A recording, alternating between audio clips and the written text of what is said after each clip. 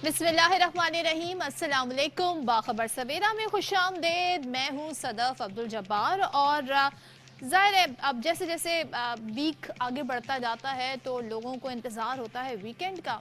लेकिन कोशिश ये किया करें अपना वीकेंड अच्छे से प्लान करें, आराम भी करें और काम भी करें। बाकी ये कि अब हम देख रहे हैं कि जैसे जैसे वर्ल्ड कप के वाउंड मैचेस का सिलसिला ओवर होता जा रहा है तो अब हम बाकायदा तौर पर टूर्नामेंट में दाखिल होने वाले हैं, यानी कि 5 अक्टूबर से जी ये होगा वर्ल्ड कप का सिलसिला। और देखते हैं जी टीमें कैसा मुकाबला करती हैं। पाकिस्तान ने जो अब तक 2 वार्म अप मैचेस में परफॉर्मेंस दी है, कल का जो मैच था वो जीते जीते हम हार गए। तो ये बड़ी एक प्रॉब्लम है हमारे लिए। इस पर डिस्कशन भी आज प्रोग्राम में करेंगे कि ऐसा क्यों है भाई, क्या चक्कर है, क्या वजूहात बनी, ऐसे क्या वो मामला थे। और बाकी ये कि मौसम भी चेंज हो रहा है, तो कराची में तो ज़रा देर से मौसम चेंज होता है। यहाँ पे अक्टूबर का जो मंथ होता है बड़ी ज़्यादा उसमें गर्मी होती है, लू होती है, समटाइम्स हीट वेव भी होती है। और हम ये अज्यूम कर लेते हैं कि जी जाते जाते एहसास दिला रहा है मौसम कि देखें जी मैं कराची में रहा और मैं ऐसा था। बहरहाल लेकिन जो मुल्क के दीगर इलाके हैं वहाँ पर सर्दी सी आ गई है। सब अपना ख्याल रखें, मज़े मज़े के सर्दी के जो सौगात होती हैं, पकवान होते हैं, उनसे लुत्फ़अंदोज़ होएं और बहुत सारा अपना ख्याल रखें। लेकिन अपनी लाइफ में एक्सरसाइज को ज़रूर इंक्लूड करें, पानी का इस्तेमाल ज़्यादा करें, ये आपकी हेल्थ के लिए अच्छा है।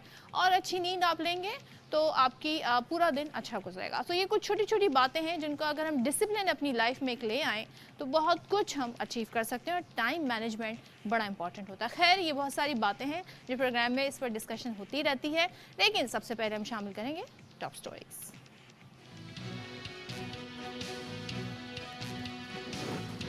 पाकिस्तान में गैर कानूनी मुकीम गैर मुल्कियों को 1 नवंबर तक मुल्क छोड़ने की डेडलाइन। एपिक्स कमेटी इजलास में अहम फैसले, अगर खुद वापस ना गए तो मुल्क बदर कर दिया जाएगा। हुकूमत का 2 टोक ऐलान।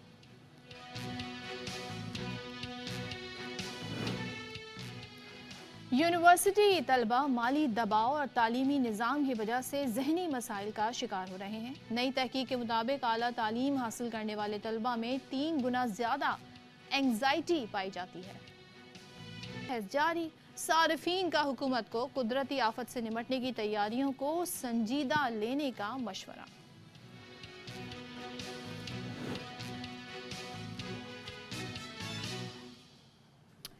प्रोग्राम का आगाज़ करते हैं और पहले ज़रा बात करेंगे एक अहम इशू की, जिस पर काफ़ी दिनों से हम देख रहे हैं बातचीत मुल्क भर में जारी है। बड़े अहम इजलास भी इस हवाले से हुए हैं।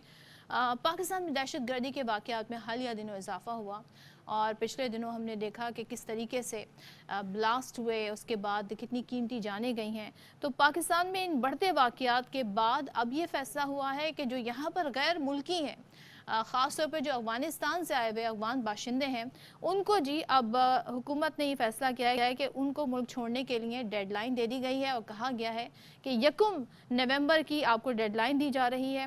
और ये फ़ैसला कहाँ पर हुआ? ये फ़ैसला हुआ वज़ीर आज़म की ज़ेर सदारत एपेक्स कमेटी के इजलास में, जहाँ पर सिविल क़यादत, मिलिट्री क़यादत ने ये अहम फ़ैसले किए हैं। और मुल्क में मुकीम गैर कानूनी तौर पर जो मुकीम है बाशिंदे, अफ़गानी बाशिंदे, उनको डेडलाइन के साथ ये भी कहा गया है कि अगर वो नहीं गए, या फिर ज़ाहिर बहुत सारे ओवर द ईयर्स ऐसे अफ़गानी भी यहाँ पर मौजूद हैं जिन्होंने अपने बाकायदा यहाँ पर कारोबार सेटअप कर लिए हैं, तो उन कारोबार और जायदादों को भी जब्त करने का फ़ैसला किया गया है। और जो गैर मुल्की वापस नहीं जाएगा उसको डीपोर्ट कर दिया जाएगा। तो 1 नवंबर से कोई भी गैर मुल्की बगैर पासपोर्ट पाकिस्तान में दाखिल नहीं हो सकेगा। What about those who have जिनके पास आइडेंटिटी कार्ड भी है पाकिस्तान का? लेट्स सी इस पर क्या एक्शन लिया जाएगा। साथ ही सरफराज बुगटी जो कि वज़ीर दाखिला हैं, वो ये कहते हैं कि दहशतगर्द कार्रवाइयों में मुलविस गैर मुल्कियों से गैर कानूनी पाकिस्तानी पासपोर्ट मिले हैं। तो ये बड़े इंकशाफ भी हुए हैं। और जनवरी से आज तक 24 खुदकुश हमलों में से 14 अफगान बाशिंदों ने किए। निगरां वज़ीर दाखिला ने यह भी बताया कि 44 लाख अफगान शहरी इस वक्त मौजूद हैं। और साथ ही आपको बताएं कि इस इजलास में हमने बताया कि सिविल और अस्करी मिलिट्री क़यादत मौजूद थी और army chief general Syed Asim Munir ने 2 टोक पैगाम दिया है इस इजलास के ज़रिए और कहा है कि रियासत की रिट कायम करने के लिए किसी भी हद तक जाएंगे। हर पाकिस्तानी की जानो माल और फलाह बहबूद किसी भी दूसरे मुल्क और किसी भी दुनियावी मफाद से मुकद्दम है। पाक फौज के सिपा सलार ने अल्लामा इकबाल का शेर भी इस मौके पर पढ़ा। نہ سمجھو گے تو مٹ جاؤ گے اے ہندوستان والو، تمہاری داستان تک بھی نہ ہوگی داستانوں میں۔ تو یہ اس ایپیکس کمیٹی کا اجلاس کا احوال رہا اور یہ صورتحال رہی۔ اب ظاہر یہ جو فیصلے کیے گئے ہیں، ان فیصلوں سے کیا اثرات ہوں گے، ان پہ امپلیمنٹیشن کس حد تک شروع کر دیا گیا ہے، اس پر بات کریں گے۔ ہمارے ساتھ موجود ہے تجزیہ کار بریگیڈیئر ریٹائرڈ وقار حسن خان صاحب سے۔ وقار حسن صاحب، بہت شکریہ آپ کا۔ سر یہ بتائیے گا، یہ جو فیصلہ ہوا ہے، ڈیڈ لائن بھی دے دی گئی ہے، کتنا ٹائم لگے گا؟ عموماً ظاہر ڈیڈ لائن دی گئی ہے، کیا آپ کو لگتا ہے اس سے بھی بیونڈ جا سکتا ہے معاملہ اور پیچیدہ ہوگا یہ مرحلہ؟ جی صدر، thank you very much. I think ایک تو یہ لانگ اویٹڈ ڈیسیژن تھا، اور اس پہ یہ نہیں ہے کہ they have done it in a couple of weeks. I think جو ڈیٹا کلیکشن ہے اور جو پلاننگ ہے، اس پہ آلموسٹ 1 سال سے زیادہ ہو چکا ہے، اور یہ آپ سمجھ لیں کہ اس کی امپلیمنٹیشن ابھی سٹارٹ ہوئی ہے۔ اچھا، اس میں کچھ فگرز ہیں بڑے ضروری ہیں بیفور وی سٹارٹ۔ وہ میں بتا دوں کہ افغان ریفیوجیز جو ہیں at their peak were 5 million جب شروع میں افغان جہاد ہوا اگینسٹ سوویت یونین، اور اس وقت بھی تقریباً فگرز بتا رہے ہیں کہ it is now touching 5 million, جس میں 1.4 سے 1.7 ملین انلیگل ہیں، اور 30 لاکھ کہہ لیں لیگل ہیں، یا آپ کہہ لیں ان کے پاس ڈاکومنٹس ہیں۔ تو دس از اے کائنڈ آف لوڈ۔ اگر 50 لاکھ افغان مہاجرین کا لوڈ پاکستان برداشت کر رہا ہے، تو اس کا مطلب ہے کہ یہ کچھ یورپین ممالک کی پوری کنٹریز کی تعداد سے بھی زیادہ ہے۔ There are certain countries in Europe, ان کی 50 لاکھ تعداد نہیں۔ اس کے علاوہ تھوڑا انٹرنیشنل کمیونٹی کا بھی اس میں آتا ہے کہ جب امریکہ کا وڈرال ہوا تو واٹ واز پرومس، یورپ نے پرومس کیا تھا 2,70,000 ہم لیں گے ریفیوجیز جو ہے، امریکہ نے شاید پرومس کیا تھا مور دین دیٹ۔ اس وقت ٹوٹل 271 لوگوں کو ریفیوج دیا ہے یورپ نے، اور شاید 5 سے 10,000 کو دیا ہے امریکہ نے۔ یہ وہ لوگ تھے جو P1 اور P2 پروگرام، ایک پراورٹی 1-2 پروگرام تھا۔ تو یہ ہے انٹرنیشنل کمیونٹی کا رسپانس، بیکاز جو ایلیٹ تھی ان کی جب نکلی، جب طالبان آئے تو ان کو پرومس کیا تھا کہ آپ ہمارے لیے کام کرتے رہیں تو ہم سیٹ۔ So everybody is now sitting in Pakistan, اور اس کو 2 سال ہو گئے ہیں، کہا تھا 3 مہینے میں ویزے لگیں گے، and then they will transit. That is affecting your economy, security اور سارا کچھ۔ سو یہ I think message going is to international community as well کہ بھائی جی آپ بھی یا یہ واپس جائیں، یا پھر آپ لوگ اپنا اپنا شیئر اس میں لیں۔ We can't take I think that much load. اچھا، یہ بھی بتائیے گا کہ ظاہر ہے آپ نے خود بھی بتایا کہ پاکستان میں کس طریقے سے میرے خیال میں ہر شہر میں، ہر علاقے میں افغان شہری موجود ہیں، تو ان کی کیونکہ یہ لگتے بھی پاکستانی ہیں، اتنا گھل مل گئے، ہو سکتا ہے یہاں کی فیملیز کے ساتھ بھی تعلقات ان کے بن گئے ہوں، تو عام پاکستانیوں کی طرح جب لگتے ہیں، کچھ کے پاس شناختی کارڈ بھی ہیں، تو یہ آئیڈینٹیفیکیشن کا مرحلہ کس طرح ہوگا؟ کیا میکینزم ہے اس کا؟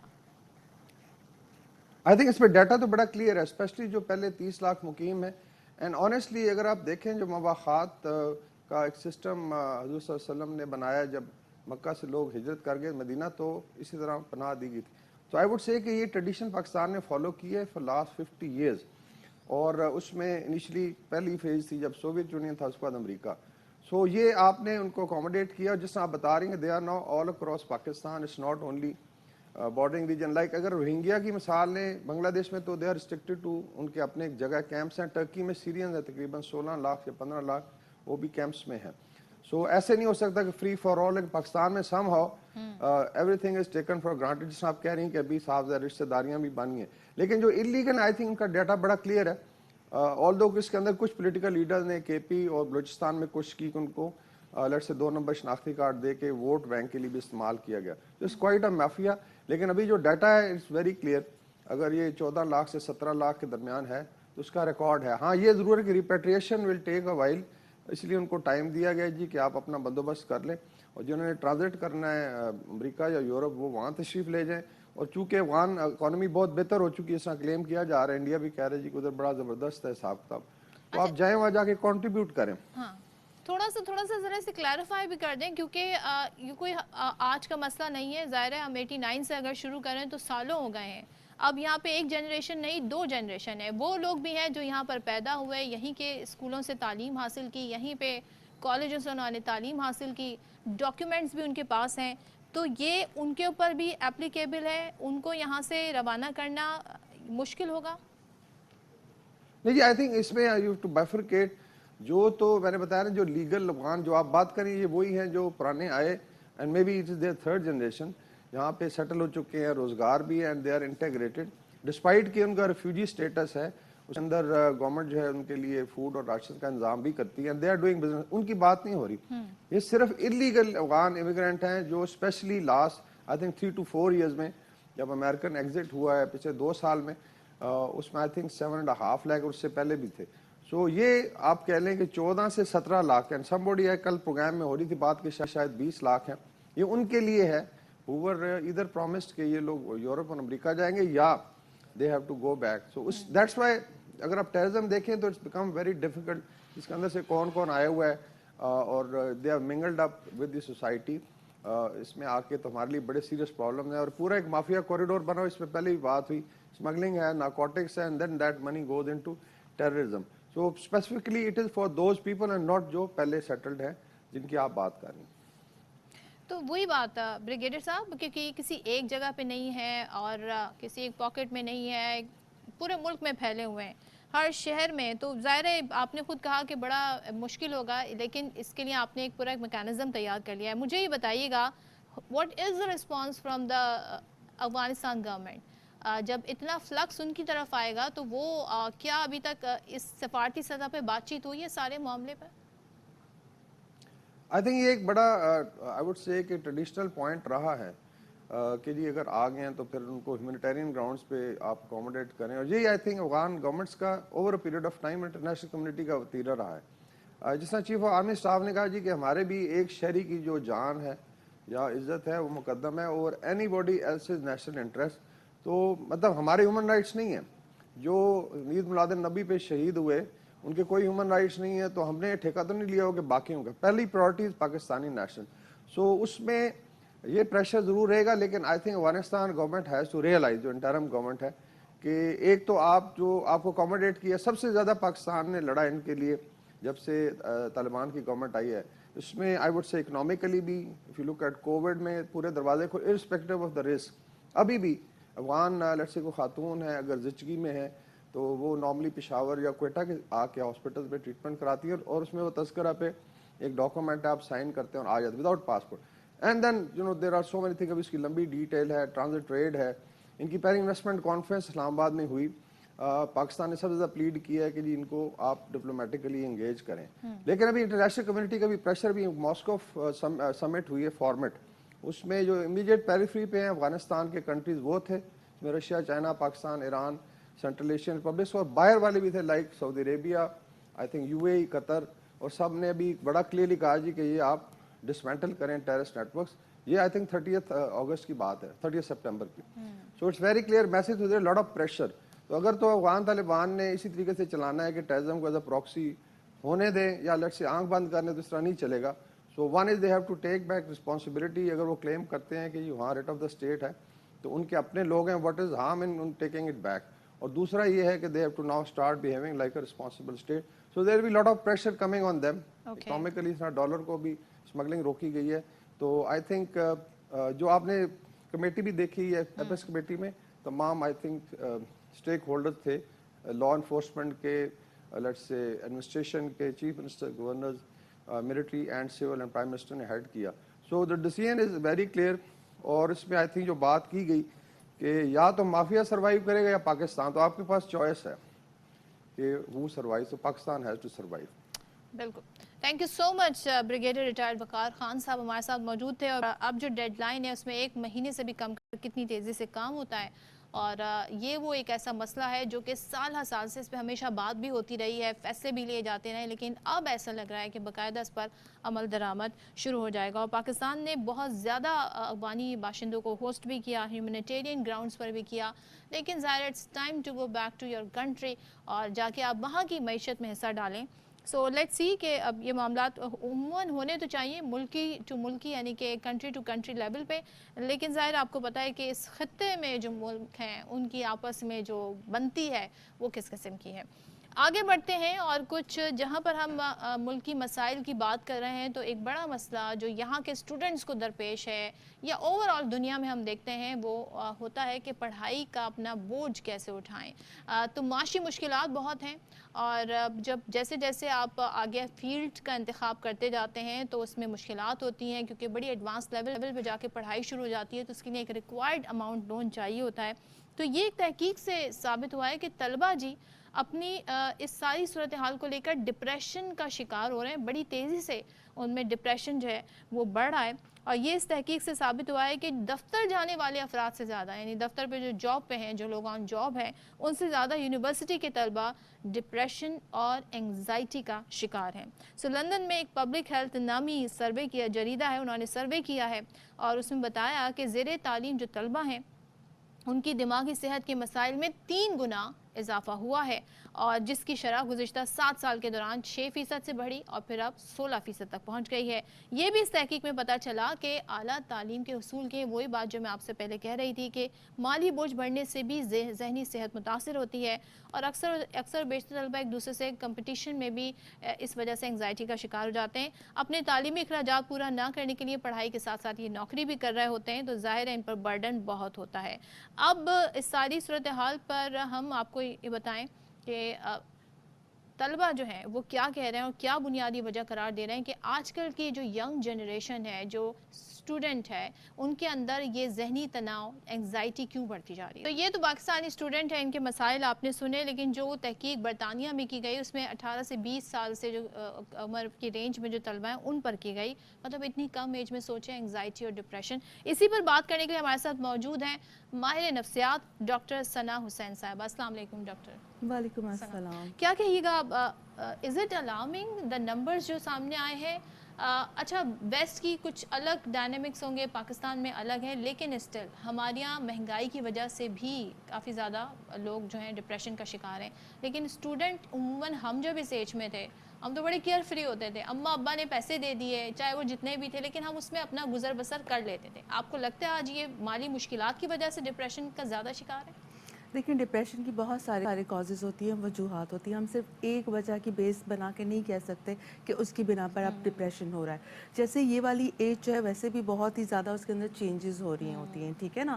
آپ بہت زیادہ، اور آج کا دور بھی ایسا ہے، کمپٹیشن ہے، اور پھر اوپر سے سوشل میڈیا کا بہت ہی زیادہ امپیکٹ ہے. اب جب سوشل میڈیا کا امپیکٹ ہے تو ہم زیادہ ایک دوسرے کے ساتھ کمپٹیشن کرتے ہیں، کمپیریزن کرتے ہیں، اور ہمیشہ اپنے آپ کو اچھا دکھانے کی دوڑ میں لگے رہتے ہیں. گڈی گڈی پکچر شو کر رہے ہوتے ہیں، اندر سے آپ چاہے جتنا بھی جو ہے وہ اداس ہو، اپسیٹ ہو، آپ لوگوں کو دکھا رہے ہوتے کہ بھائی آپ بہت خوش ہیں. سو جب یہاں پر آپ فیک ورلڈ کو دکھا رہے ہوتے ہو، فیک چیز کو دکھا رہے ہوتے ہو، فیک آئیڈینٹی کو دکھا رہے ہوتے تو آٹومیٹکلی آپ کی ریئل سیلف جو ہے وہ دب جاتی ہے.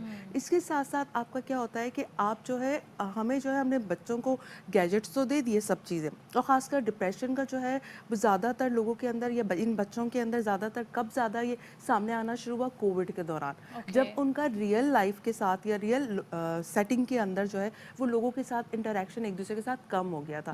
زیادہ تر ٹائم انہوں نے جو ہے اپنا جو ہے وہ سوشل میڈیا پہ اسپینڈ کر دیا. تو جتنا زیادہ ہم لوگوں کے ساتھ انٹریکٹ کرتے ہیں وہ ریئل کانٹیکٹ ہوتا ہے، ٹھیک ہے. لیکن آپ جو ہے تو کمپیوٹر کے پیچھے، موبائل کے پیچھے ایک الگ ورلڈ ہوتی ہے. بٹ وائی اسٹوڈنٹ ان کا تو فوکس پڑھائی ہونا چاہیے، سوشل میڈیا نہیں ہونا چاہیے. یا آپ کو لگتا ہے کہ کوئی ان کو گائیڈ نہیں کرتا کہ آپ نے اب 10 سالوں میں ایسی کون سی جابز ہوں گی جو ہائیلی پیڈ ہوں گی؟ اب تو لوگ یہ سوچ کے پڑھائی اپنا پلان کرتے ہیں. تو آپ کو لگتا ہے کوئی ڈائریکشن نہیں ہے، ڈائریکشن لیس ہے، یہ بھی ایک انگزائٹی ڈپریشن کی وجہ، کیونکہ دے ڈو ناٹ نو جو وہ اسٹڈی کر رہے ہیں، لیٹس سے وہ آرٹس میں ہیں یا کچھ اور سبجیکٹ انہوں نے لیے ہیں، تو دے ڈونٹ نو ان کے پاس اسکوپ کیا ہے. دیکھیے ہمارے پاس کریئر گائیڈنس اور کریئر کاؤنسلنگ کے تو جو آپشنز ہی نہیں ہوتے. یہاں پر بچوں کو گائیڈنس ہی نہیں دی جاتی ہے کہ ان کے لیے کون سے کریئر یا کون سے آپشن جو ہے وہ زیادہ بہتر. اس لیے وہ جو دیکھتے ہیں ان کو وہی چیز نظر آتی ہے. اور آج کل زیادہ تر بچے کس چیز پہ فوکس کرتے ہیں؟ ہمیں فیمس ہونا ہے، ہمیں مشہور ہونا ہے، ٹک ٹاکر بننا ہے. اس سے زیادہ ان کو لگتا ہے کہ ارننگ مل جائے گی، اور ارننگ پیسے بنانے لگوں. یس ٹھیک ہے. سو وہ اسی دوڑ کے اندر لگے ہوئے رہتے ہیں، اور ان کو یہ والا چیز کا نہیں پتا ہوتا کہ کون سی چیز ان کی پرسنالٹی کے لحاظ سے بہتر ہے، ٹھیک ہے، کون سی فیلڈ ان کے لیے بہتر ہے، کس فیلڈ کے اندر، کس پروفیشن کے اندر وہ اپنی پرسنالٹی کے لحاظ سے زیادہ اچھے سے کام کر سکتے. سو جب ہمیں ڈائریکشن نہیں ملتی ہے، ہم ان کو صحیح طریقے سے گائیڈ لائن نہیں پرووائڈ کرتے، تو پھر وہ اسی طرح کی چیزیں آپ کو نظر آتی ہیں کہ ان کی اپنی آئیڈینٹی کہیں کھو جاتی ہے. ان کو پتہ ہی نہیں ہوتا کہ ان کی ٹرو سیلف اور ریئل आइडियल सेल्फ किया है और वो आइडियल सेल्फ के पीछे भाग रहे होते हैं। अब इन दोनों के अंदर जब भी जो है तज़ाद पैदा होगा तो ऑब्वियसली आपको एंग्जाइटी भी होगी, आपको डिप्रेशन भी होगा और आपको डिफरेंट किस्म के नफ्सियाती मसाइल का आप अच्छा, शिकार होगे। आपका ज़ाहिर वास्ता पड़ता होगा। मुझे ये बताइएगा, अभी जो हम स्टूडेंट्स की गुफ्तगू भी सुन रहे थे, एक ने कहा कि लड़कियों के मसाइल अलग हैं, लड़कों के मसाइल अलग हैं, जो डिप्रेशन भी उनके अलग हैं। तो ऐसे ही होता है, कौन ज़्यादा आता है? लड़के ज़्यादा आते हैं, लड़कियाँ ज़्यादा आती हैं? देखिए रिसर्चेस ज़्यादा प्रूव करती हैं कि फीमेल्स जो है वो ज़्यादा जो है वो डिप्रेशन का शिकार होती हैं, ठीक है।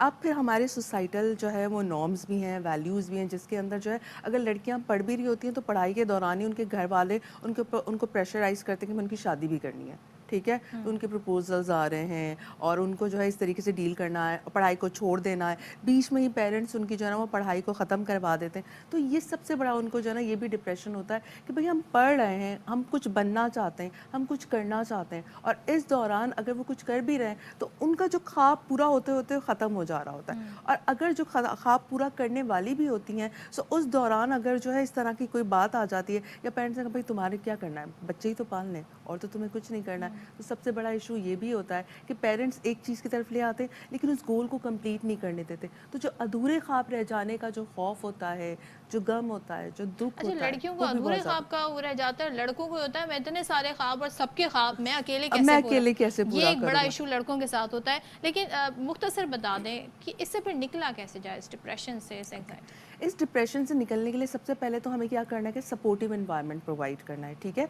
हमें एक्सपेक्टेशंस जो हम अपने बच्चों के साथ रखते हैं इसमें जो है ना क्लियर होना चाहिए। एट टाइम्स पेरेंट्स क्या करते हैं या टीचर्स भी क्या करते हैं, एक्सपेक्टेशंस जो है ना उनकी वेग होती हैं या बदलती रहती हैं with the passage of time. अगर वो एक एक्सपेक्टेशन को फुलफिल करने की कोशिश करता है बच्चा, उससे दूसरी जो है वो उसके ऑपोजिट रख ली जाती हैं। सो ये चीज़ें नहीं, और सपोर्ट उनको लिसनिंग एयर दिया जाए, उनको सुना जाए जो भी उनके कंसर्न है, और उनको हेल्दी एक्टिविटीज़ के अंदर और हेल्दी कंपटीशन के अंदर जो है वो इन्वॉल्व किया जाए। साथ साथ क्रिएटिव एक्टिविटीज़ के अंदर जो है ना वो उनको बहुत ज़्यादा जो है वो चीज़ पे मौके दिए जाए और डायरेक्शन दी जाए, करियर काउंसलिंग की जाए कि कौन सी चीज़ उनके लिए बेहतर है। सिर्फ फेमस होना ज़्यादा इतना उस पे चीज़ पे फोकस नहीं करना, लेकिन अगर आप अच्छा काम करेंगे तो आप खुद ही फेमस हो जाएंगे। बिल्कुल, फेमस होने के लिए ज़िंदगी पड़ी है। Thank you so much doctor सना हुसैन, बड़ी अच्छी आपने बातें की। और शेयरिंग इज़ केयरिंग, इस बात का ख्याल रखें, पेरेंट्स से भी शेयर करें और पेरेंट्स को भी चाहिए बच्चों की सुने। और अब वो ज़माना नहीं रहा कि कोई एक शख्स पूरे घर का खर्चा उठाए। अब मर्द हुए आदमी, इन्हें मिलकर ही घर की गाड़ी को आगे चलाना है। तो ये सोच के जी आपने अपनी तालीम को और अपने तमाम ज़िंदगी को प्लान करना है। अच्छा जी, अब यहाँ पर कहा जा रहा है मुझे ब्रेक का है वक्त, तो मैं ब्रेक लेती हूँ और फिर ब्रेक के बाद वापस आती हूँ।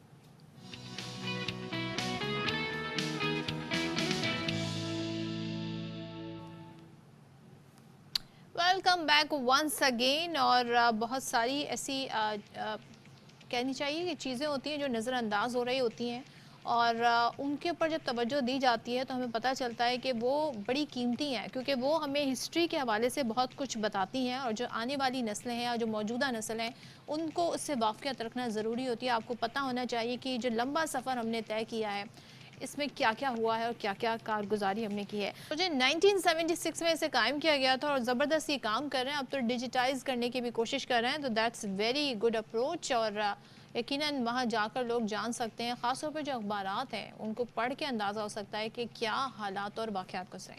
खैर, जहाँ पर हम इनको महफूज बनाने की कोशिश कर रहे हैं पुराने अवराक को, वहाँ पे जो इस वक्त मौजूदा सूरत हाल में हम ये देख रहे हैं कि जो हमारा इन्वायरमेंट है उसको बहुत सारे ख़तरात लाहिक हो गए। वो इंसानों के ही वजह से ऐसा हुआ है। ग्लोबल वार्मिंग है, मौसमियाती तब्दीलियाँ हैं, इसकी वजूहात, इसके फैक्टर्स बेपनाह ज़्यादा है। ख़ास तौर पर जो इंडस्ट्रियलाइजेशन हुई है, जो हम एक ऐसे दौर में दाखिल हो गए जिसे मैकेनिक दौर कहा जाए तो गलत ना होगा, उसकी वजह से भी काफ़ी ज़्यादा मौसमियाती तब्दीलियाँ हुई हैं। पाकिस्तान की बात करें तो जो हालिया ग्लोबल वार्मिंग मौसमियाती तब्दीली है उससे बहुत ज़्यादा नुकसानात का सामना करना पड़ा। गुज़िश्ता साल जो सैलाब आया, जो एक अनयूजुअल किस्म की बारिशों का एक सिलसिला शुरू हो जाता है, वो नुकसानात का बाइस बन रही हैं। और इज्तिमाई तौर पर, इनफरादी तौर पर हम देख रहे हैं कोशिशें तो की जा रही हैं, लेकिन पाकिस्तान में इस हवाले से जो कोशिशें की जा रही हैं उसमें कुछ ऐसे इंडिविजुअल्स भी हैं जो अपना काम इनफरादी तौर पे कर रहे हैं और बड़े ज़बरदस्त तरीके से कर रहे हैं। तो आज हम आपको एक ऐसी तालबा से मिलवाने जा रहे हैं जो جن کی عمر تو بہت چھوٹی ہے لیکن وہ اس مشن میں بہت بڑھ چڑھ کر حصہ لے رہی ہیں. خیبر پختونخوا کے ضلع مردان سے ان کا تعلق ہے اور کلائمیٹ چینج ایکٹیوسٹ کہلاتی ہیں. فاطمہ فراز ماحولیاتی تحفظ کے لیے وہ سرگرم ہیں اور وہ اپنی تحریر، تصاویر اور تقریر کے ذریعے لوگوں کو موسمیاتی تبدیلیوں کے باعث ہونے والے جو نقصانات ہیں ان کے بارے میں آگاہی فراہم کرتی ہیں. تو آگاہی فراہم کرنا ضروری ہے کیونکہ اسے آپ لوگوں کو بتا سکتے ہیں کہ سچویشن کتنی الارمنگ ہے. تو اس وقت ہمارے ساتھ موجود ہیں ماحولیاتی تبدیلی سے متعلق آگاہی فراہم کرنے والی کم عمر ترین کارکن فاطمہ فراز. ایکٹیوسٹ انہیں آپ کہیں. Fatima thank you so much for joining me in the show اور باخبر Thank you so much Savera for میں having me. آپ کو خوش آمدید. یہ بتائیے گا آپ کی عمر اتنی چھوٹی سی ہے، کب سے آپ نے اس کا آغاز کیا اور ہو از یور انسپریشن؟ گرٹا تھنبرگ تو نہیں آپ کی انسپریشن ہے؟ جی آپ صحیح کہہ رہی ہیں. 2019 میں نے اپنا کلائمیٹ ایکٹیویزم شروع کیا جب میں 13 سال کی تھی اور اس ٹائم کلائمیٹ چینج پر پاکستان میں کوئی بھی کام نہیں ہو رہا تھا. اب گلوبلی اس پر کلائمیٹ چینج ایکٹیوسٹ تھے جیسے کہ آپ نے مینشن بھی کیا گریٹا تھنبرگ، اور وہ اس پر کام کر رہی تھی. لیکن پاکستان میں ہماری یوتھ میں کوئی بھی اویئرنیس نہیں تھی اس کے حوالے سے، تو اس ٹائم سے میں نے اپنا کلائمیٹ اویئرنیس کا جو موومنٹ ہے وہ شروع کیا. تو آپ کو اب تک اندازہ ہو گیا ہوگا کہ یہاں پہ کتنی اویئرنیس ہے، تو کام میرے خیال میں زیادہ کرنا ہے. کیا ایسی چیزیں ہیں جو لوگوں کو اس طرف آگاہی ان کو زیادہ دیں گی اور لوگوں کا احساس ہوگا جی کہ ہمیں اس پہ کچھ اپنا حصہ ڈالنا چاہیے، اسپیشلی گورنمنٹ لیول پر؟ کہاں پہ ہم لیک کر رہے ہیں؟ ہم اگر پاکستان میں دیکھیں تو ہمارے پاس انڈیجنس کمیونٹیز سب سے زیادہ ہے اور پاکستان ان کمیونٹیز میں آتا ہے جو کہ سب سے زیادہ اثر انداز ہو رہا ہے کلائمیٹ چینج کے اثرات سے. لیکن اگر ہم اویئرنیس کی طرف دیکھیں تو میں سمجھتی ہوں کہ 90% سے زیادہ ایسی پاپولیشن ہوگی جن کو پتہ بھی نہیں ہوگا کہ کلائمیٹ چینج اصل میں ہے کیا اور اس کے لیے کیا کرنا چاہیے. گورنمنٹ لیول پر اویئرنیس سیشن ایسی پالیسیز بنانی چاہیے، ایسے لاز بنانی چاہیے اور صرف لاز بنانی نہیں چاہیے بلکہ ان کی امپلیمنٹیشن بھی ہونی چاہیے کہ جس سے ہم کلائمیٹ چینج کے اثرات کو میٹیگیٹ کر سکیں یا اپنے انڈیویجول لیول پر اپنا جو انپٹ ہے کلائمیٹ چینج میں اس کو کم کر سکیں. اچھا فاطمہ، میں آپ سے یہ بھی جاننا چاہوں گی آپ نے سٹارٹ کیسے کیا؟ لائک ابھی تو آپ کے پاس ایک پلیٹ فارم ہے لیکن جب انسان انفرادی طور پہ کچھ کرنا چاہتے ہیں اسے کچھ نہیں پتہ ہوتا. سو آپ، میں نے سنا ہے آپ تقریر سے، تحریر سے اور تصاویر کے ذریعے بھی، تو یہ پلیٹ فارم آپ کو کیسے مہیا ہے؟ اس سے پہلے کیسے آپ نے آغاز کیا؟ میں خود ایک میل ڈومیننٹ سوسائٹی سے تعلق رکھتی ہوں اور ہم اگر اپنی سوسائٹی میں دیکھی جائے کہ جو لڑکیاں ہوتی ہیں ان کو زیادہ تر اجازت نہیں دیتی کہ وہ ایسے انٹرنیشنل یا سوشل میڈیا پر وہ آ جائے. میں نے جب شروع کیا تو پہلے میں نے اپنی پینٹنگ جو بنائی تھی وہ کچھ کی تصاویر میں نے سوشل میڈیا پر اپلوڈ کی تھی. وہ پینٹنگ جو میں نے بنائی تھی وہ اس میں نے یہی دکھایا تھا کہ ہمارا سیارہ پہلے کیسے تھا اور اس کو ہم نے کیسے بگاڑ دیا ہے. تو وہ چیزیں اور اس کے حوالے سے پولوشن کے حوالے سے میں نے پینٹنگ بنائی تھی جو کہ میں نے شیئر کی تھی آن لائن. اس کے بعد میں نے سوچا کہ کیوں نہ میں اسپیچز کے ذریعے اویئرنیس سیشن دوں اپنے جونیئرس کو تاکہ وہ بھی زیادہ سے زیادہ سمجھ سکے کلائمیٹ چینج کے بارے میں. تو ابھی میں ہم ان فوکس اویئرنیس سیشن دی ہے اور میں مختلف اداروں میں جا کر ان کو اویئرنیس سیشن پرووائڈ کرتی ہوں جس پر ہم بچوں کو گائیڈ بھی کرتے ہیں کہ وہ کیسے کلائمیٹ موومنٹ کو جوائن کر سکتے ہیں اور کیسے وہ کام کر سکتے ہیں کلائمیٹ چینج کے اثرات سے بچنے کے لیے. اچھا واٹ ڈو یو سے کہ ہمارے یہاں جو اس وقت ہم دیکھ رہے ہیں جو فوکس ہے لوگوں کا وہ زیادہ تر ظاہر ہے ایک جو اوور آل ایک ملک کا انوائرمنٹ ہے، معاشی طور پہ پولیٹیکل ایک جو لینڈسکیپ ہے اس میں آپ سمجھتی ہیں کہ وہ توجہ اس طریقے سے اس وجہ سے بھی نہیں دی جا رہی؟ اور پھر آپ کے اپنے ارد گرد لوگ کیا وہ آپ کو سیریس لیتے ہیں؟ کیونکہ اویئرنیس اگر لوگوں کو نہیں ہوگی تو وہ کسی چیز کو سیریسلی لیتے نہیں ہیں. How is the response of your parents and family کہ تم یہ کیا کر رہی ہو یا کیا اسکوپ ہے اس کا؟ لوگ ایسے اپروچ کرتے ہیں، تو آپ سے بھی ایسے ہی بات چیت کبھی ہوئی ان کی؟ میں سمجھتی ہوں کہ ہماری عوام میں سب سے زیادہ کمی ہے اویئرنیس کی. ہمارے پاس ٹیلنٹ بہت ہے، اگر ہم ان کو بتا دیں کہ کلائمیٹ چینج کے لیے ہم کیا کر سکتے ہیں تو میں سمجھتی ہوں کہ وہ ہمارے پاس بہت انوویٹیو سولوشنز اور آئیڈیاز لے آئیں گے، لیکن ان میں اویئرنیس کی بہت زیادہ کمی ہے. دوسرا یہ کہ پاکستان کے وسائل اتنے نہیں ہیں جن کے اتنے مسائل ہیں، اور آج کل کے دور میں جو پولیٹیکل کرائسس چل رہی ہے کنٹری میں اس کے حوالے سے جو کلائمیٹ چینج پر فوکس ہونا چاہیے تھا وہ ابھی اتنا سیریسلی اس کو نہیں لیا جا رہا. لیکن میں سمجھتی ہوں کہ جتنے بھی مسئلے ہم آج کل کے دور میں فیس کر رہے ہیں کلائمیٹ چینج سب سے ٹاپ پر آتا ہے، تو اس کے لیے سب سے زیادہ کام کرنا چاہیے. اگر میں اپنے گھر میں دیکھوں تو جب میں نے شروع کیا تھا تو میرے گھر میں بھی ایسے ماحول تھا کہ سب لوگ مجھے کہتے تھے کہ کیوں نہ کسی اور چیز پر ایکٹیویزم کی جائے جیسے کہ ویمن رائٹس، سوشل رائٹس. لیکن اگر ہم ابھی دیکھیں تو اپنے گھر میں اگر میں دیکھوں تو اتنا اس پر فوکس اس کو سیریسلی لیتے ہیں میرے گھر والے بھی، کیونکہ ابھی ان کو پتا ہے کہ کلائمیٹ چینج ہے کیا اور کیوں ہمیں اس پر کام کرنا چاہیے۔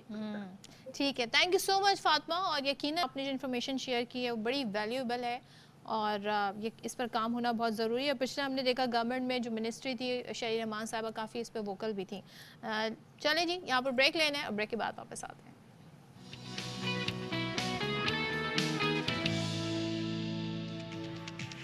ویلکم بیک ونس اگین، اور جہاں پر ہم بات کرتے ہیں کہ بہت سارے ایسے مسئلے ہیں جن کا حل ضروری ہے، وہاں پر بہت اچھا کام بھی ہو رہا ہے اور یہ اپریشیٹ ہونا بہت ضروری ہے تاکہ ایک تو لوگوں کو اس سے انسپریشن بھی ملے، اور ظاہر ہے جہاں پر کریڈٹ بنتا ہے ان کو کریڈٹ دینا بھی ضروری ہے۔ تو قیام پاکستان سے پہلے تعمیر شدہ ایک پرانے مکان کی بحالی اور تزئین و آرائش کی ہے۔ ٹی ڈی ایف گھر کراچی میں غیر رسمی تعلیم کو فروغ دینے کے لیے قائم کیا گیا ہے۔ یہ اس حوالے سے جی بڑا اس وقت فیمس ہو رہا ہے، اس پر ہم آپ کو رپورٹ دکھاتے ہیں اور دیکھتے ہیں جی یہاں پر کیسے تعلیم کے حصول کے لیے لوگ آ رہے ہیں اور تعلیم کو کس طرح فروغ دیا جا رہا ہے۔ کلچرل ایکٹیویٹیز بھی ہوتی ہیں۔ خیر آگے بڑھتے ہیں، آپ کو بتاتے ہیں کہ اسلام آباد ہائی کورٹ نے چیئرمین پی ٹی آئی کی ضمانت کی درخواستیں بحال کرنے کا تفصیلی فیصلہ جاری کر دیا ہے، اور حسین احمد چودھری ہمیں اس حوالے سے مزید ڈیٹیل بتائیں گے۔ بتائیے گا کتنے صفحات پر مشتمل ہے یہ فیصلہ؟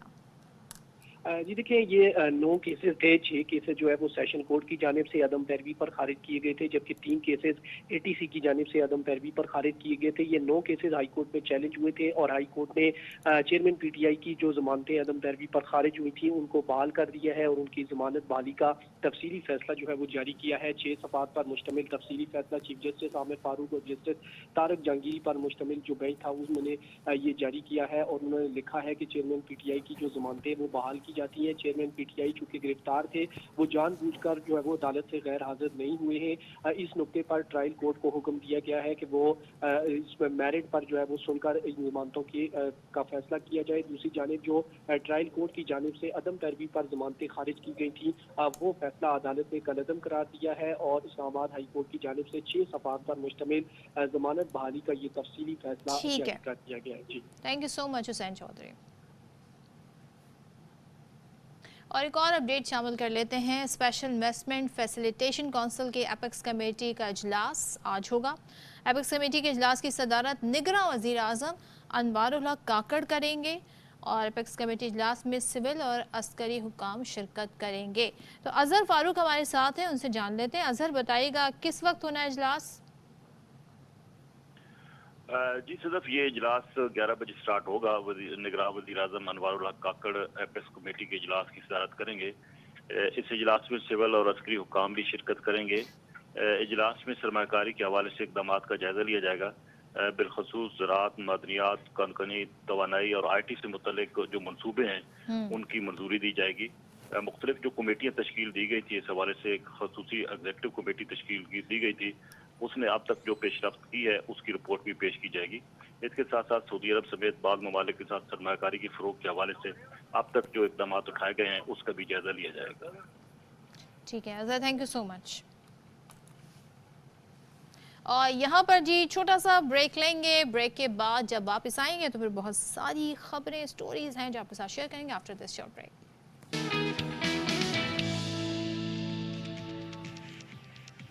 ویلکم بیک ونس اگین، السلام علیکم۔ باخبر سویرا میں ایک بار پھر آپ کو خوش آمدید، اور اس وقت 10 بج گئے ہیں، اور 10 بجے جی جو ہمارا یہ والا جو آور ہوتا ہے اس میں بہت ساری ایسی باتیں ہیں جو آپ کی صحت سے متعلق بھی ہیں، بہت ساری انفارمیشن ہم آپ کے ساتھ شیئر کرنے کی کوشش کرتے ہیں کہ اس ملک میں سیاست کے علاوہ اور معیشت پہ بحث کے علاوہ اور بھی بہت کچھ ہو رہا ہے، دنیا میں بھی بہت کچھ ہو رہا ہے۔ تو ہماری کوشش یہ ہوتی ہے کہ وہ سب ہیپننگ جو ہے وہ آپ تک پہنچائیں اور بتائیں، اور کچھ ایسے بھی جیسے کہ کچھ ایکٹیوسٹ سے بھی ہم نے آپ کو ملایا جو کہ انوائرمنٹل ایکٹیوسٹ ہیں، جو کہ چاہتی ہیں کہ موسمیاتی تبدیلی جو ہے اس کے اثرات کم سے کم ہو، تو اس کی اویئرنیس ہو۔ کچھ لوگ انڈیویجولی بھی ایسا کام کریں، انفرادی طور پہ بھی، اجتماعی طور پہ بھی بڑی کلیکٹیو جو ہے اس وقت ایفرٹس ہو رہی ہیں۔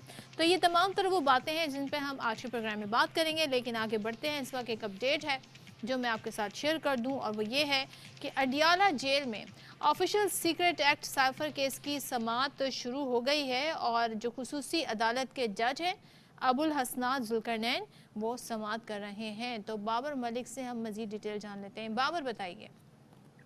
جی ہاں، ابو الحسنات محمد ذوالقرنین جو خصوصی عدالت کے جج ہیں وہ اڈیالہ جیل میں آج وکلا کے سے پہلے یہاں پہ پہنچے، اور وکلا جو ان کی لیگل ٹیم ہے جس میں سلمان صفدر ہیں، نعیم حیدر پنجوتا اور دیگر سینئر قانون دان ہیں، راجہ یاسر اور دیگر سینئر قانون دان، وہ پہنچے ہیں اور پھر باقاعدہ طور پر انہیں جیل کے اندر جانے کی اجازت دی۔ آج کی سماعت کے حوالے سے بتایا گیا ہے، وکلا کا بھی یہی کہنا تھا کہ آج کی سماعت کے موقع پر فاضل عدالت کے جج، خصوصی عدالت کے جج جو ہیں وہ جو آفیشل سیکرٹ ایکٹ کے مقدمے کا جو چلان ہے اس کی نقول جو ہے وہ ملزمان میں تقسیم کی جائیں گی، اور اس تقسیم کے بعد آئندہ سماعت پر امکان ہے کہ اس کے اوپر فرد جرم عائد کرنے کی کارروائی شروع کی جائے۔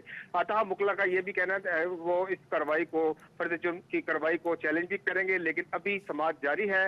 سماعت کے بعد تفصیلات جو ہیں وہ سماعت میں جو ہیں اس کی تفصیلات جاری کی جائیں گی، اور اس وقت کمرہ عدالت میں پی ٹی آئی کے چیئرمین اور شاہ محمود قریشی بھی موجود ہے۔ شاہ محمود قریشی کے وکلا بھی اس مقدمے میں ان کی طرف سے پیش ہو رہے ہیں، جبکہ ان کی بیٹی اور بیٹا جیل کے باہر موجود ہے۔ جی ٹھیک ہے بابر، آپ سے ہم وقتاً فوقتاً اپڈیٹس جانتے رہیں گے۔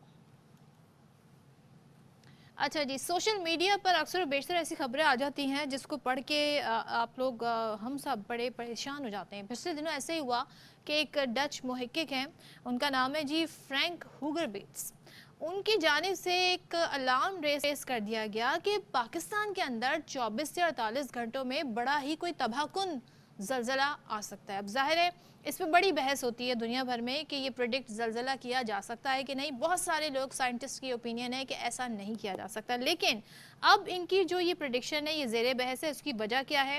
کیونکہ حال ہی میں جو ان کی پیشگوئی تھی وہ پاکستان کو تو الحمدللہ متاثر نہیں کر سکی، لیکن کل جو نیپال میں زلزلہ آیا، جو 6.2 کے زلزلے نے نہ صرف نیپال بلکہ بھارتی ریاست نئی دلی، اتر پردیش سمیت کئی بھارتی شہروں کو ہلا کر رکھ دیا۔ تو یہ پریڈکشن جی لوگ تھوڑا سا اس طرف بھی سے کمپیریزن کر رہے ہیں، جبکہ جو فرینک ہوگر بیٹس ہیں انہوں نے سماجی رابطے کی ویب سائٹ پر پاکستان سے متعلق پریڈکشن کی تھی، اور اسی وجہ سے ان کی پریڈکشن زیادہ اہمیت اختیار کر گئی جب یہ نیپال اور بھارت کی خبر ہمارے سامنے آئی۔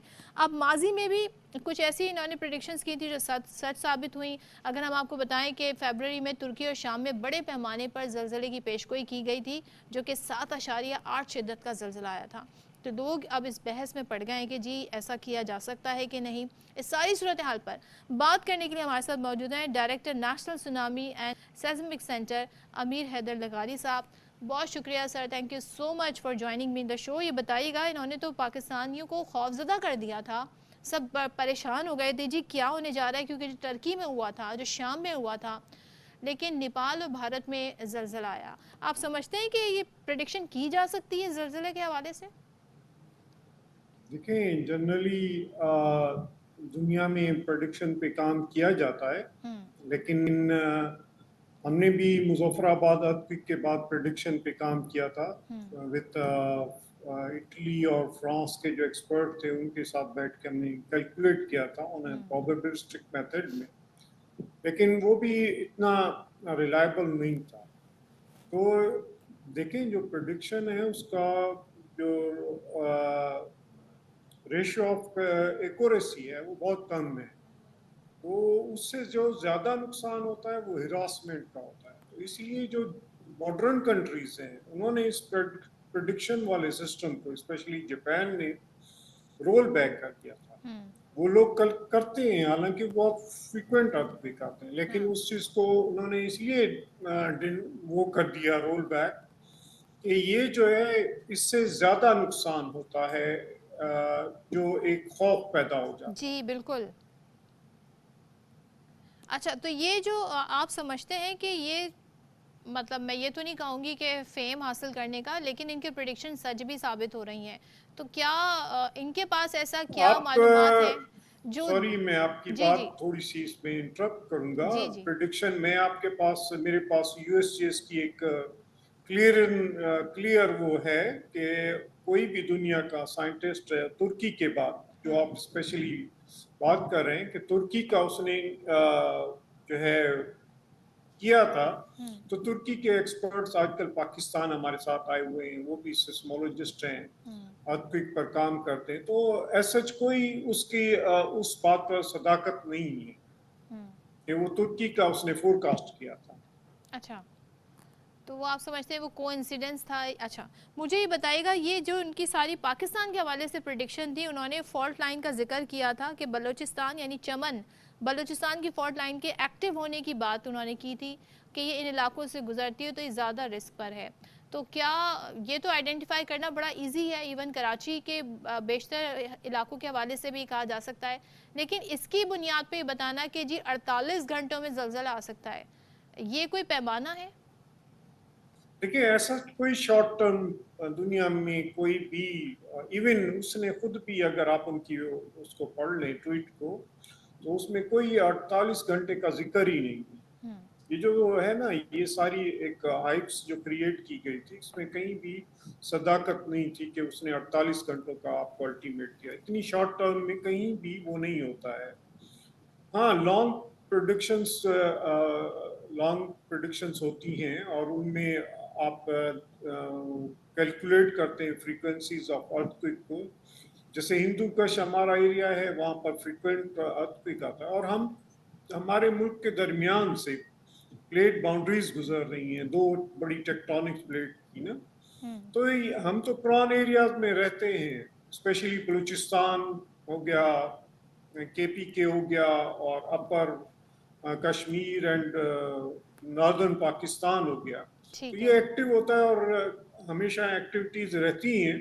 تو یہ تو ہمیں پریپیئر ہونا چاہیے. چلے thank you so much. Amir Haider لغاری صاحب ہمارے موجود تھے. There is nothing to worry about because انہوں نے کہا کہ ایسا کوئی پیمانہ نہیں ہے، اور ظاہر ہے اس وقت جس تیزی سے تبدیلیاں رونما ہو رہی ہیں آپ کے کلائمیٹ چینج کی وجہ سے، موسمیاتی تبدیلی کی وجہ سے، آپ کی زمین بھی اس سے متاثر ہے، اور وہ کچھ ایسے فیکٹرز ہیں جن کی بنیاد پر کہا تو جا سکتا ہے، لیکن باقاعدہ طور پہ دن اور پریڈکٹ کرنا کہ اتنے گھنٹوں میں اس مقام پر یہ کافی مشکل ہے، اور بہت سارے سائنٹسٹ جو ہیں وہ اس سے اتفاق نہیں کرتے ہیں. ہمارے ساتھ جو گیسٹ ہیں انہوں نے کہا کہ ٹرکی والا بھی جو واقعہ ہوا، جو زلزلہ آیا، اس میں ایسا کوئی معاملہ نہیں تھا. تھینک یو سو مچ. اچھا جی، اب کیونکہ اپڈیٹس کا سلسلہ آ رہا ہے تو میں آپ کے ساتھ جلدی جلدی اپڈیٹس بھی شیئر کر لوں. سیشن کورٹ میں شیر افضل مروت کے خلاف ٹی وی پروگرام میں ہاتھا پائی کا کیس ہے یہ، اور عدالت شیر افضل مروت کی ضمانت میں 6 اکتوبر کی عدالت نے توسیع کر دی ہے، اور جبکہ مدعی ہیں اس میں افنان اللہ. اب ذرا کہتے ہیں جی کہ انہوں نے تیاری کے لیے وقت مانگ لیا ہے. ہمارے ساتھ موجود ہیں ہمارے نمائندے فاروق اعجاز. فاروق بتائیے گا کیا سماعت کا حوالہ ہے مزید؟ جی بالکل، شیر افضل مروت کے خلاف نجی چینل پر ہاتھا پائی کرنے کے کیس کی سماعت ایڈیشنل ڈسٹرکٹ اینڈ سیشن جج طاہر عباس سپرا نے کی ہے، اور عدالت میں شیر افضل مروت پیش ہوئے. اس کے علاوہ مدعی افنان اللہ کے وکیل بھی عدالت میں پیش ہوئے. افنان اللہ کے وکیل آدم خان نے عدالت سے تیاری کے لیے مزید وقت مانگ لیا ہے. اس کے علاوہ شیر افضل مروت کا عدالت کو کہنا تھا کہ عدالت نے جو بھی فیصلہ کرنا ہے وہ جلدی کر لے، انہوں نے بیرون ملک بھی جانا ہے. اس کے ساتھ ہی ساتھ شیر افضل مروت کا یہ بھی کہنا تھا کہ مدعی کے مطابق مجھے مارا گیا ہے اور میرے ہی خلاف مقدمہ بھی درج کیا گیا ہے، جس پر طاہر عباس سپرا کا کہنا تھا کہ آئندہ سماعت پر سینیٹر افنان اللہ کو بھی عدالت بلا لیتے ہیں اور آپ دونوں کی صلح کروا دیتے ہیں. عدالت نے شیر افضل مروت کی جو ضمانت تھی اس میں 6 اکتوبر تک توسیع کر دی ہے، اور اب 6 اکتوبر کو دوبارہ کیس کی سماعت ہوگی. جی اچھا، مطلب صلح کی بھی عدالت نے ایک تجویز دی ہے. لیٹس سی کیا ہوتا ہے. تھینک یو سو مچ فاروق. اور ایک اور اپڈیٹ ہے، وہ ہے ایف آئی کی لاہور ایئرپورٹ پر کارروائی. جعلی ویزے پر یونان جانے والے 3 مسافروں کو آف لوڈ کر دیا گیا ہے، اور صلاح الدین ہمارے ساتھ ہیں، ان سے مزید جانتے ہیں. صلاح الدین بتائیے گا، خبر یہ ہے کہ ایک ایجنٹ کو بھی گرفتار کیا ہے، تو ذرا ڈیٹیل بتائیں ہمیں. جی دیکھیں بالکل صدف یہ ایف آئی امیگریشن کی لاہور ایئرپورٹ پر کارروائی ہے. یونان جانے والے 3 مسافروں سمیت ایک ایجنٹ بھی گرفتار کر لیا گیا ہے. مسافر غیر ملکی ایئر لائن کی پرواز سے یونان جا رہے تھے. ملزمان کی نشاندہی پر فوری کارروائی کرتے ہوئے جو ہے وہ ایجنٹ کو ایئرپورٹ کی حدود سے گرفتار کیا گیا تھا. ملزمان کی جانب سے پیش کیا جانے والا یونان کا ویزا جعلی تھا. ملزمان کے پاسپورٹ پر ایتھنز سے روانگی اور پاکستان آمد کی جعلی اسٹیمپس بھی لگی ہوئی تھیں. جی ٹھیک ہے، بہت شکریہ صلاح الدین. اور اب بات ہوگی کرکٹ میچ کی، اور جوش و جذبہ چیک کریں آپ. سو ابھی تو ٹورنامنٹ شروع نہیں ہوا، وارم اپ میچ پہ یہ حال ہے، لیکن کل جو میچ ہوا ہے اچھی فائٹ پاکستان نے کی اگینسٹ آسٹریلیا. لیکن جی پہلے وارم اپ میچ کی طرح اس کا نتیجہ بھی یہی نکلا، یعنی کہ ہم ہار گئے. اور ہوا کیا جی, پاکستانیوں نے, شاہینوں نے مقابلہ تو لیکن اچھا کیا. 352 رنز کے تعاقب میں 337 رنز ہم نے بنائے, اور کپتان بابر اعظم جو پچھلے میچز میں پرفارم نہیں کر پا رہے تھے جی, انہوں نے فل فارم میں وہ کھیلے اور 90 رنز بنا کر ریٹائرڈ ہرٹ ہوئے. افتخار احمد نے 83 رنز بنائے, جبکہ محمد نواز نے 50 رنز کی اننگز کے لیے, اور جب وہ آؤٹ ہوئے ہیں تو اس کے بعد جی جو سلسلہ چلا ہے وہ ہمارے سامنے ہے, اس کا نتیجہ بھی ہمارے سامنے ہے کہ کیا رزلٹ آیا. اور اس دوسرے میچ میں بھی پھر پاکستان ناکام ہو گیا. اور جبکہ ہم آسٹریلیا کی جو بیٹنگ ہے اس کی بات کریں تو ان کے بیٹرز نے جی کھل کر انہوں نے چھکے چوکے لگائے ہیں. اور پاکستان کے جو بولرز ہیں وہ بار بار اس صورتحال کا سامنا انہیں کیوں کرنا پڑ رہا ہے, کیوں ان کو جو بیٹرز ہیں دوسری ٹیموں کے وہ اس طریقے سے جی کبھی چھکا لگا رہے ہیں کبھی چوکا لگا رہے ہیں, رنز نہیں رک رہے اور رنز کے پہاڑ کھڑے کر دیتے ہیں. سو یہ تمام تر صورتحال ہے. اب کیا ہونا ہے, اب میگا ایونٹ کا کل سے, یعنی کل 5 اکتوبر ہے, کل سے باقاعدہ آغاز ہونا ہے. اور کل انگلینڈ نیوزی لینڈ سے میچ ہوگا, جبکہ گرین شرٹس کا پہلا میچ 6 اکتوبر کو نیدرلینڈ کے خلاف ہوگا. میں یہاں پہ مینشن نہیں کرنا چاہتی, ناصر حسین صاحب بڑے فیمس ہیں, انہوں نے جی کہہ دیا ہے کہ پاکستان نیدرلینڈ سے بھی ہار جائے گا, وچ آئی ڈاؤٹ. خیر, اس ساری صورتحال پہ بات کرنے کے لیے ہمارے ساتھ موجود ہیں سابق ٹیسٹ کرکٹر توصیف احمد صاحب. توصیف صاحب بہت شکریہ, good morning to you. Asia کا وارم اپ میچز, اور ظاہر ہے اس کو سیریسلی نہیں لیتے دیکھنے والے, لیکن جو کھیل رہے ہیں انہیں تو لینا چاہیے سیریس. یہ کیا ہوا, جیتا ہوا میچ ہار گئے, ایسے سم اپ کیا جائے توصیف صاحب کل کا میچ؟ آپ نے صحیح کہا, اور سیریس لے رہے ہیں, ایسا نہیں ہے کہ نہیں لیں گے. اور ظاہر ہے جو ٹیم ویسے ہی اسٹرگل کر رہی ہو, ظاہر ہے میں پاکستان کی بات کر رہا ہوں یا کوئی بھی ہو, تو وہ سیریس ڈیفینیٹلی لیتی ہے. ہاں, آپ کی بات درست ہے کہ کل کا میچ ہمیں اینڈ میں جیتنا چاہیے تھا, 3-3.5 اوور باقی رہ گئے تھے. تو یہ ہے, ہم لوگ پرابلم میں تو اس وقت نظر ضرور آ رہے ہیں, but main event I think شروع ہو رہا ہے. اور ضرور جو وہاں مینجمنٹ بیٹھی ہے انہوں نے کوئی یہ 2 میچ کھیلنے کے بعد اپنا پلان بنایا ہوگا. کچھ چیزیں نظر آئیں مجھے اچھی اس میں, جیسے کہ افتخار کو انہوں نے اوپر بھیجا, پہلے نیچے کچھ سیٹ نہیں ہو پا رہے تھے مگر بھیجا اور انہوں نے جا کے رن سے. تو اب یہ اسٹریٹجی پلان کریں گے, مشکلات تھوڑی ہیں ضرور, بٹ آئی تھنک میری اپنی نظر میں اب ہمیں فوکس کرنا پڑے گا. اب وہ ناصر حسین کیا کہہ رہے ہیں یہ نہیں پتہ, لیکن پاکستان اور نیدرلینڈ کا مقابلہ تو ایسا سچ نہیں ہے. کرکٹ میں ہوتا سب کچھ ہے, بہت ہی خراب دن ہوگا, یعنی ہمارے پہ جو مشکلات آئی ہوئی ہیں تو کچھ ہوگا, لیکن انشاءاللہ ایسا نہیں ہے. ہمیں ٹارگٹ کرنا چاہیے وہ ٹیموں کو جو ہمیں نظر آ رہی ہیں, جو جیسے نیدرلینڈ اور اس کے علاوہ کئی ہیں, اس میں بنگلہ دیش کو بھی ہم لائیں گے, سری لنکا کو بھی لائیں گے. تو ان کو ہم پہلے ٹارگٹ کریں کہ ہمیں نے جو ہے نا ہرانا ہے. اور کل کا پرسوں کا میچ جو ہے ڈیفینیٹلی ہمیں ہر حال میں اچھے مارجن سے جیتنا پڑے بالکل گا. اچھے مارجن سے. توصیف صاحب آپ نے افتخار کا ذکر کیا, یہ جو ہمارا اوپننگ کا مسئلہ ہے یہ ذرا بتائیں کیوں حل نہیں ہو رہا؟ فخر زمان کی بات کریں, عبداللہ شفیق کی بات کریں, ان کو کس نمبروں پہ کھلانا چاہیے, کیونکہ یہ کوئی ایک اچھا کمبینیشن ابھی تک سامنے نہیں آیا ہے ابھی تک جو میچز ہوئے ہیں. دیکھیے ہاں بالکل, امام سے بھی رنز نہیں ہو رہے جبکہ انہوں نے کافی رنز کیے ہیں بیچ میں, اور فخر کی تو پرابلم چل ہی رہی ہے. بٹ آئی تھنک ایک آئیڈیل ہے یہ. دیکھیے ان کی پچھلی پرفارمنس کو ہم اگنور نہیں کر سکتے, لیکن کب تک ہم کو سو لوگ کہیں گے یار پچھلی تو پچھلی ہو گئی نا, ہم بھی یہی کہیں گے. لیکن یہ نیدرلینڈ جیسی ٹیموں کے خلاف کانفیڈنس آ سکتا ہے. آپ پوری اسٹرینتھ سے جائیں, فخر کو بھی کھلائیں ساتھ, اور امام جائیں, پھر اس کے بعد جو ہے کپتان صاحب جائیں, اس کے بعد 4-5 مڈل آرڈر ایک اچھا کر لیں. مڈل آرڈر میں ظاہر سعود شکیل اس وقت کر رہے تھے, ہمیں ان کے خلاف 350 رنز تو کرنے ہی کرنے ہیں ہر حال میں, 300 پلس کرنے ہیں ہمیں. اور اگر اوپر سے یہ لوگ مطلب بہت جلدی کرنے کی ضرورت نہیں ہے. آپ میں کانفیڈنس نہیں آ رہا, آپ آرام سے چلیں. کل آپ نے دیکھا کہ بیچ میں پھنس گئے تھے آسٹریلین, لیکن پھر انہوں نے آہستہ ظاہر ہے وہ وارم اپ کی طرح کھیل رہے تھے, انہوں نے تو جو ہے وہ وارنر سے بھی بولنگ کروا لی, سب سے کروا لی. مگر آئی تھنک میرا خیال ہے کوئی ایسی پرابلم نہیں ہے. آپ کل ایسا میچ ہے جس میں آپ کے یہ جن سے پرفارمنس نہیں ہو رہی یہ فارم میں آ سکتے ہیں. ہاں آرام سے چلیں لیکن اتنا بھی آرام سے نہ چلیں توصیف صاحب کہ وہ ٹیسٹ میچ ہی بنا دیں. ہمیں تو یہ بڑا مسئلہ ہوتا ہے, T20 میں ون ڈے کی طرح کھیل رہے ہوتے ہیں. مجھے یہ بتائیں جی, بولنگ ہماری بڑی کمزور ثابت ہو رہی ہے اور شاہین شاہ آفریدی زیادہ ہمارا انحصار ان پر ہے جبکہ وہ آؤٹ آف فارم ہے, تو کیا یہ ہمارے لیے کوئی مطلب بھاری پڑ سکتا ہے پورے ٹورنامنٹ میں؟ دیکھیے اب تو ایک تو پچز بڑی زبردست پچز ہیں اور ظاہر ہے کہ اوپر سے آپ ایک ہی آدمی پہ سوچ رہے ہیں کہ بھائی یہ آؤٹ کر کے دے گا ہمیں تو ٹھیک ہے, ورنہ نہیں. اصل پرابلم یہ اس وقت تو ہمیں بالنگ نظر آ رہی ہے پرابلم. بیٹنگ میں تو ہم کرتے کرتے بیٹنگ پچز ہیں اس پہ ہم رنس کر دیں گے ضرور ڈیفینیٹلی انشاءاللہ, لیکن ہمیں بالنگ میں پرابلم آ رہی ہے. اب یہ دیکھنا ہے کہ ہم کس طرح کس بولر کو ہمیں یوز کرنا ہے.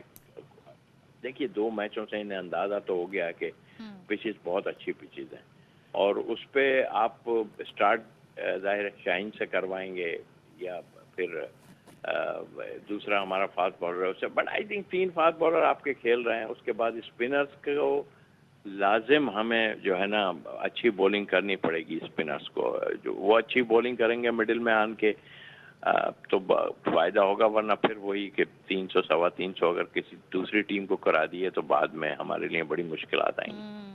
اور توصیف صاحب یہ جو بابر نے 90 کے انفرادی سکور پہ ریٹائرڈ ہونے کا فیصلہ کیا, اس کے بعد پھر ہم نے دیکھا وقفے سے وکٹیں گری اور نواز کے جس طرح وہ آؤٹ ہوئے, تو یہ جو فیصلے تھے جو شارٹ کھیلا نواز نے اور بابر کا یہ فیصلہ, یہ آپ کیسے دیکھتے ہیں کل کے میچ میں؟ کیا یہ ٹرننگ پوائنٹ سارے ثابت ہے؟ آف کورس نواز دیکھیں والا ہم اس کو پریکٹس کا بھی کہہ سکتے ہیں. پیچھے اگر وہ لمبا اور 100 کرنے کے لیے چلے جاتے 1-2 اوور لے جاتے تو یہاں سے شور ہی مچنا تھا کہ یار پہلے بھی یہ ہوا کہ اتنی لمبی بیٹنگ کیوں کی سب نے. پریکٹس میچ ہے, دوسروں کو بھی آنا چاہیے تھا. ٹھیک ہے وہ ان کا ایک ڈیسیجن تھا اپنی جگہ, لیکن 3 اوور باقی تھے آپ کے نیچے. یہ آل راؤنڈر کہلاتے ہیں یہ سارے, ان کو چاہیے تھا کہ میچ کو فنش کرتے.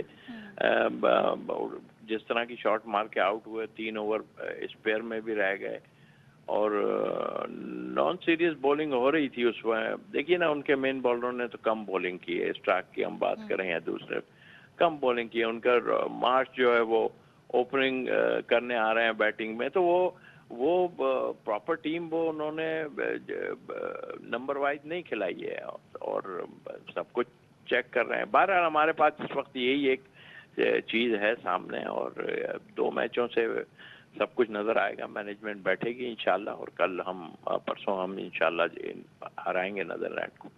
تو یعنی کہ توصیف صاحب جو 50 اوور کا گیم ہے اس میں پھر 11 کے 11 کھلاڑی جو میدان میں اترے ہیں, تمام کو اپنا حصہ ڈالنا ہوگا. 3-4 لوگوں پہ ریلائے نہیں کرنا ہوگا, تبھی ہم جا کے یہ میچ جیت پائیں گے, یا کوئی بھی میچ اچھے مارجن سے جیت پائیں گے. ایسے ہی ہے توصیف صاحب؟ دیکھیے پوری ٹیم تو پرفارم نہیں ہے سچ کرتی ہے. 2 سے 3 بیٹسمین کرتے ہیں مڈل آرڈر میں, 1-8 بیٹسمین آن کے اچھا کھیلتا ہے. تمام ٹیموں میں ایسا ہے.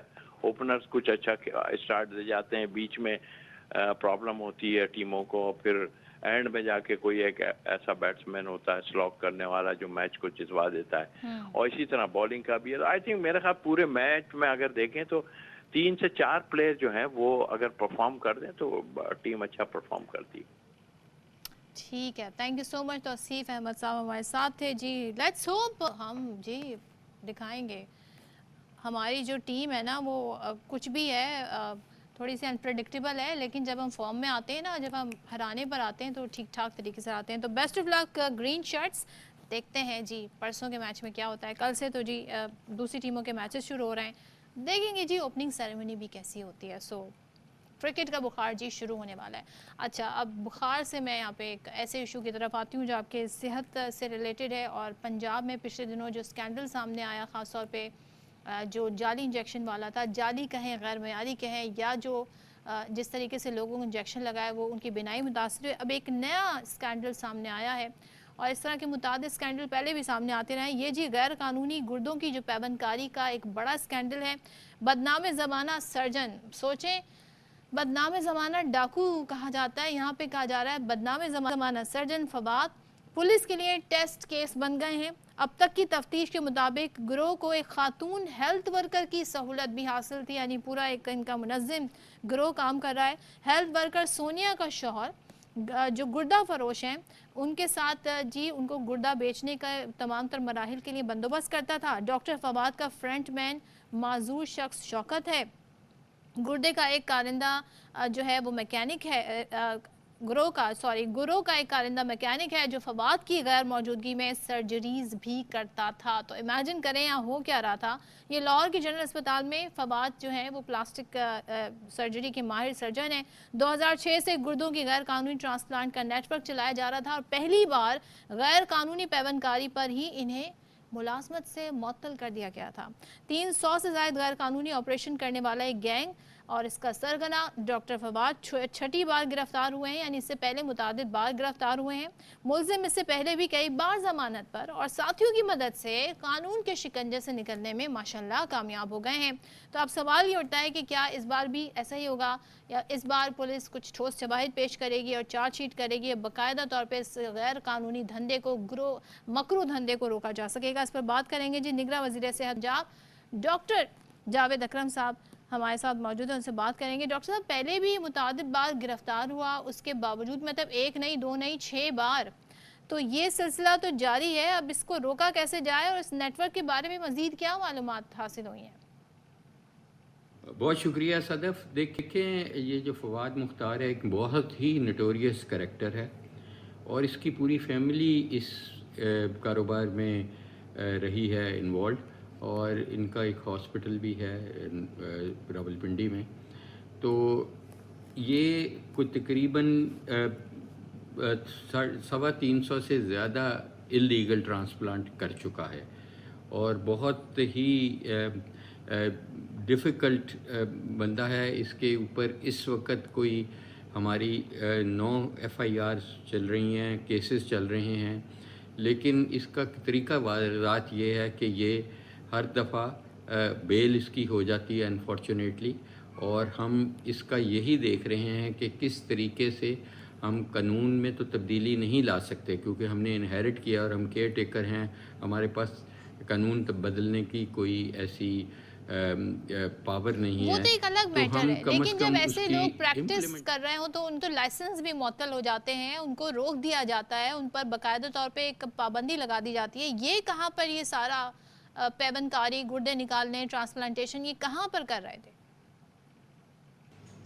ये नेटवर्क इनका बहुत फैला हुआ है और ये तकरीबन पूरे पंजाब में नहीं, आज़ाद जम्मू कश्मीर में जो गुजरात से आगे जब शुरू होता है आज़ाद जम्मू कश्मीर, वहाँ पे कुछ घर लेके ये कारोबार किया गया, टैक्सला में किया गया, KPK में किया गया, अटक के उस पार, और ये मुख्तलिफ़ जगहों पे बदलते रहते हैं जगह फवाद साहब और इनके साथी, और इनके बहुत सहूलतकार हैं जो हमने डिटेक्ट किए हैं, और डेफिनेटली हमारी जो तफ्तीश का दायरा कार है वो बढ़ाया जाएगा, और उम्मीद है कि बहुत सारे लोग जो इस काम घिनौने काम में मुब्तला हैं उनको भी गिरफ्तार करके मुझे बताएं कुछ ऐसे लोग भी सामने आए जिनको बाद में इसका इदराक हुआ कि उनके साथ धोखाधड़ी हुई, ने पहले इल्म नहीं था, आपने कहा बड़े नोटोरियस हैं और उनको नहीं मालूम था, तो ये धोखाधड़ी भी हुई?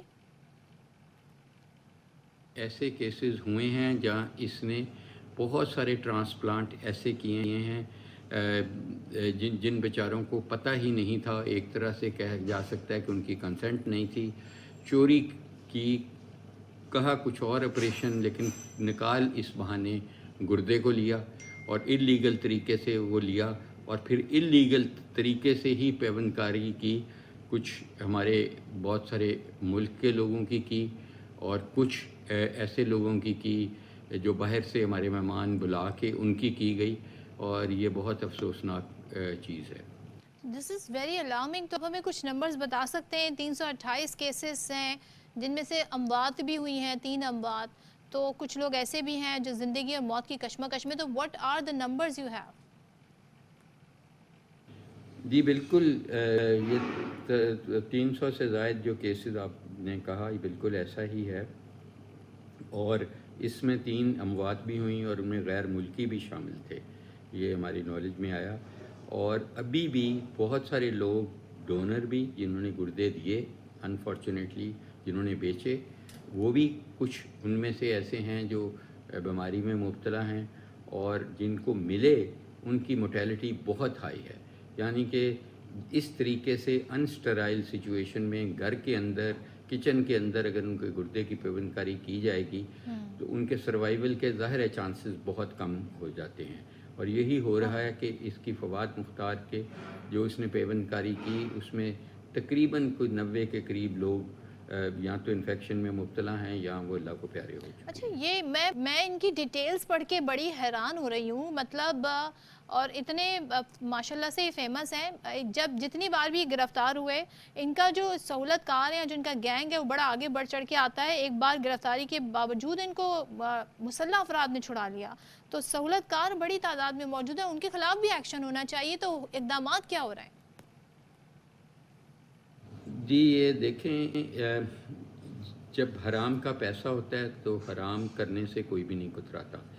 ظاہر ہے کہ اس کو جب پکڑا گیا تو پھر مسلح افراد نے پولیس پہ اٹیک کیا اور پھر اس کو چھڑوا کے لے گئے. اور یہ انتہائی بدقسمتی کی بات ہے.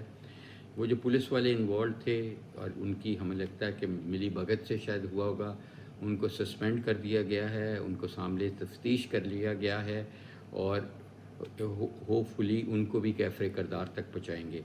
تو اور اس کو بھی ہم کہیں بھی ملک سے بھی نہیں بھاگنے دیں گے اور ملک کے اندر بھی چپے چپا چھانی مار کے ماریں گے اور اس کو گرفتار کر کے ہائی سیکیورٹی پریزن میں رکھیں گے. اور انشاءاللہ اس پہ جو کیسز ہیں وہ دفعات لگیں گی. اب دہشت گردی کی بھی ایڈ ہوگی دفعات, جس طریقے سے اس نے اپنے آپ کو چھڑایا ہے. تو امید ہے کہ انشاءاللہ ہم اس پہ جی زبردست طریقے سے کام ہونا چاہیے. چھٹی بار گرفتار ہوئے بدنام زمانہ سرجن فواد, اور جو لوگوں کے ساتھ انہوں نے کیا ہے وہ ابھی ہم نے سب آپ کے ساتھ شیئر بھی کیا. لیٹس ہوپ جی پولیس اپنا کام کس طرح کرتی ہے. یہاں پر بریک لیتے ہیں, بریک کے بعد واپس آتے ہیں.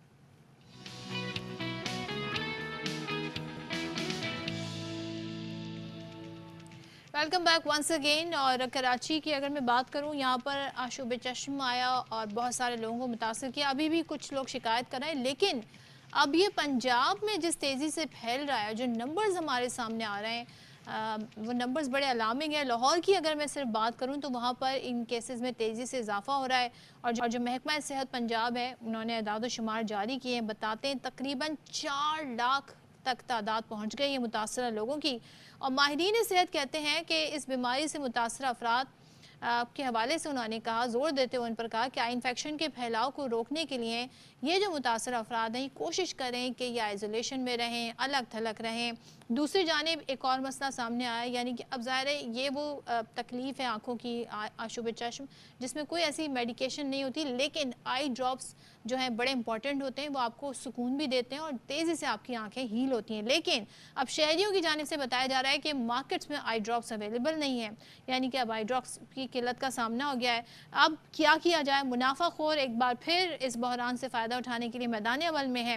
فارمیسی مالکان کا کہنا ہے کہ مینوفیکچررز بڑھتی ہوئی طلب کو پورا کرنے میں ناکام ہو گئے. تو واقعتاً ایسے ہی ہے یا کچھ اور وجہ ہے؟ اس پر بات کر لیتے ہیں. ہمارے نمائندے حسن حفیظ ہمارے ساتھ ہیں. حسن, ایک تو لوگوں کے جو نمبر سامنے آ رہے ہیں وہ اتنے زیادہ ہیں, دوسرے پھر آئی ڈراپس بھی اویلیبل نہیں ہے. تو جو فارمسٹ ہیں وہ کہہ رہے ہیں جی اتنی تعداد میں ہمارے پاس سٹاک نہیں ہے. یہی صورتحال ہے؟ جی صدر, بالکل ایسی ہی صورتحال ہے.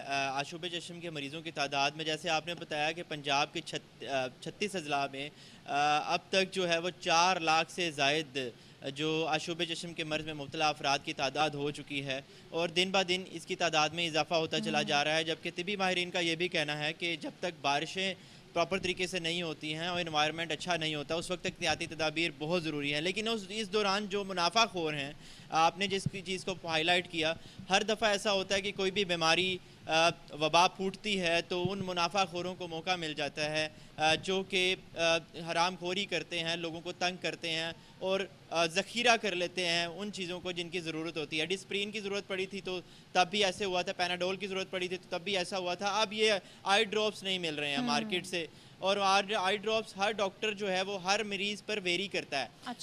ہر ایک آئی ڈراپ ہر مریض کو نہیں استعمال کروانا چاہیے. पहले आई स्पेशलिस्ट उसकी आंखें देखेगा, उसका मुआयना करेगा और फिर उसके बाद उसकी अकॉर्डिंग टू उसकी डिजीज़ जो है उसको आई ड्रॉप सजेस्ट करेगा। मार्केट में जो मेन इस्तेमाल होने वाले आई ड्रॉप्स हैं वो ज़ख़ीरा कर लिए गए हैं, नायाब हो चुके हैं, उनको ब्लैक में सेल किया जाता है और ये कहा जाता है कि आप इसको ऑल्टरनेट ले लें। तो जब ऑल्टरनेट की बात करते हैं डॉक्टर के पास तो वो कहते हैं कि ये नहीं, वही जो हमने आपको सजेस्ट किए हैं वो आपकी आंखों के मुताबिक किए हैं, आपकी बीमारी के मुताबिक किए हैं। तो ये फार्मेसी मालिकान और ये दीगर जो ज़ख़ीरा अंदोज हैं उनको ये मौका मिल गया है और वो इस तरह की किल्लत पैदा कर दी है तो मार्केट में। हसन, सरकारी हॉस्पिटल्स में अवेलेबल नहीं है, उनके पास भी तो स्टॉक होता है, तो वहाँ पे क्या सूरत हाल है? देखें, जो अस्पताल में मरीज़ दाखिल होते हैं उनके लिए स्टॉक मौजूद है, लेकिन वहाँ पर भी लिमिटेड है क्योंकि कुछ ऐसे अस्पताल हैं जहाँ पर टेंडर नहीं हुआ है और वो मुकम्मल जो जिन्होंने यहाँ पर ज़िम्मेदारी होती है आई ड्रॉप्स पहुँचाने की वो नहीं पहुँचा रहे हैं। अब वो भी कह रहे हैं कि यहाँ टेंडर नहीं है, जिसमें मेन बड़े अस्पताल भी मौजूद हैं। इस वक्त जो ज़्यादा थोड़ी तादाद है वो घरों में है और उनको आई ड्रॉप्स डॉक्टर लिख कर देते हैं, प्रेस्क्राइब करते हैं।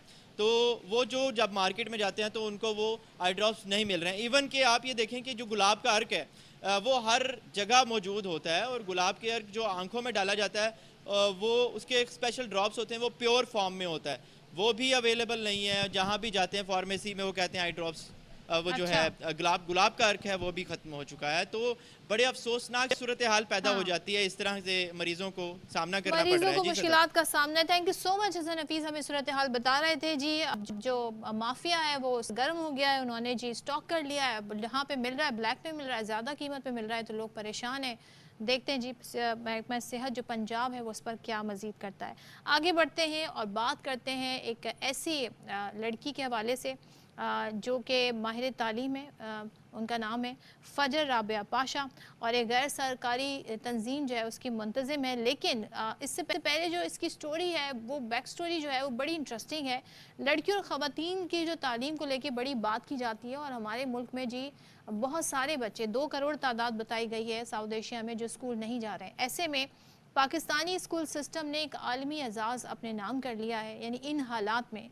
तो ये जो गैर सरकारी तंजीम के तहत चलने वाला स्कूल सिस्टम है, यूनेस्को प्राइज़ बराए गर्ल्स एजुकेशन 2023 इन्होंने जीता है और जो मुल्क की किसी भी गैर सरकारी तंजीम के लिए पहला अवार्ड है। यहाँ पर क्या किया जाता है, बिलखुसूस ख़वातीन बच्चियों को तालीम दी जाती है, नॉन फॉर्मल एजुकेशन दी जाती है।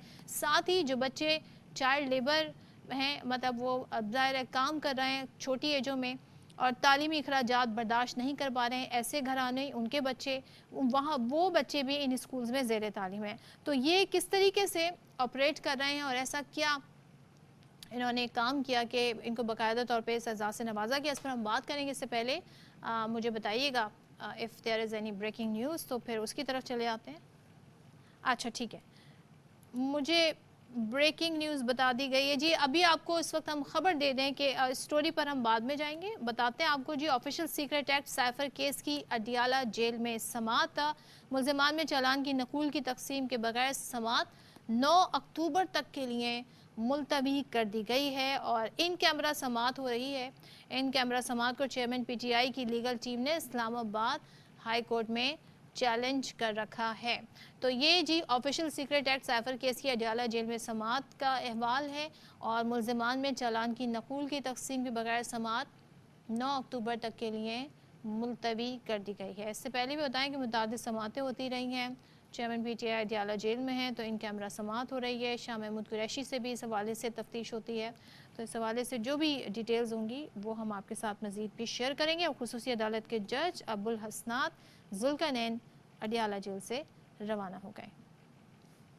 तो इससे पहले जो हम बात कर रहे थे, एक ऐसा स्कूल सिस्टम जिसने आलमी एजाज़ अपने नाम किया और यहाँ पर नॉन फॉर्मल एजुकेशन दी जा रही है, ख़ासतौर पे उन बच्चों को या उन ख़वातीन को टारगेट किया जा रहा है जो अफोर्ड नहीं कर सकते। हमारे साथ मौजूद है जी फजर Rabia Pasha. Thank you so much फजर राबिया पाशा, सच अ ब्यूटीफुल नेम। मुझे बताइएगा, पहले तो सबको आपको बहुत बहुत मुबारकबाद हो। और ये स्कूल सिस्टम है क्या, कैसे इन बच्चों को अप्रोच किया जाता है, ज़रा पहले इस बारे में बताइएगा। देन आई विल आस्क के ऐसा क्या आप लोगों ने किया कि एजाज़ अपने नाम किया। बिस्मिल्लाहिर्रहमानिर्रहीम, थैंक यू सो मच। पहले तो बहुत बहुत आपका शुक्रिया। सो मैं ऑर्गेनाइजेशन हेड करती हूँ, उसका नाम है Pakistan alliance for girls education. और हमारी ऑर्गेनाइजेशन के अंडर मल्टीपल प्रोग्राम्स जो हैं हम लोग रन कर रहे हैं जो बच्चों की तालीम को प्रमोट करते हैं, जिसमें एडवोकेसी होती है, पॉलिसी लेवल के प्रोग्राम्स होते हैं, स्कॉलरशिप्स रन होती हैं। तो काफ़ी सारी इस तरह की हमारी डिफरेंट किस्म की इंटरवेंशंस चल रही हैं। इसमें एक ये हमारी बहुत इंपॉर्टेंट इंटरवेंशन है जिसको रिकग्निशन मिली है। ये हम स्कूल सिस्टम एक रन करते हैं स्टार स्कूल्स के नाम से। जैसे आपने बताया, it's non formal education system. इसको नॉन फॉर्मल एजुकेशन इसलिए कहा जाता है क्योंकि ये जनरली कम्युनिटी बेस्ड लर्निंग होती है। और अभी करंटली हम 170 स्कूल्स रन कर रहे हैं अक्रॉस पाकिस्तान, जिसमें सिंध में भी हैं, बलूचिस्तान में भी हैं, पंजाब में, ICT में, इस्लामाबाद में, कश्मीर में, KP में, GB में। तो इसमें हमारा मेन जो सिर्फ आप समझें कि फोकस, एक तो 2-3 चीज़ें हमारी बहुत अलार्मिंग है पाकिस्तान में इस वक्त। एक तो आउट ऑफ स्कूल चिल्ड्रन का नंबर बहुत हाई है पाकिस्तान में इस वक्त। हम दुनिया में दूसरे नंबर पे आते हैं, जिसमें फिर बच्चियों की तादाद बहुत ज़्यादा हो जाती है। और आपको पता है कि बच्चियों का इशू ये होता है कि साथ में उनको और भी बहुत सारे मल्टीपल चैलेंजेस का सामना होता है। तो जो स्कूल सिस्टम डिज़ाइन किया गया है वो इस तरह डिज़ाइन किया गया है कि एक तो जो बच्चे हैं, जैसे अगर एक बच्ची है 9 साल की है, 10 साल की है, और उसने मिस आउट कर दिया हुआ एक अपना लर्निंग टाइम। जैसे अगर आप नॉर्मली अगर आप मेन स्ट्रीम स्कूल में, आप गवर्नमेंट स्कूल में या प्राइवेट स्कूल में जाएंगे तो आप 5 साल की उम्र में आपका एडमिशन हो जाता है। लेकिन ऐसे लाखों की तादाद से बच्चे बच्चियां पाकिस्तान में मौजूद हैं जो कभी स्कूल एंटर ही नहीं हुए।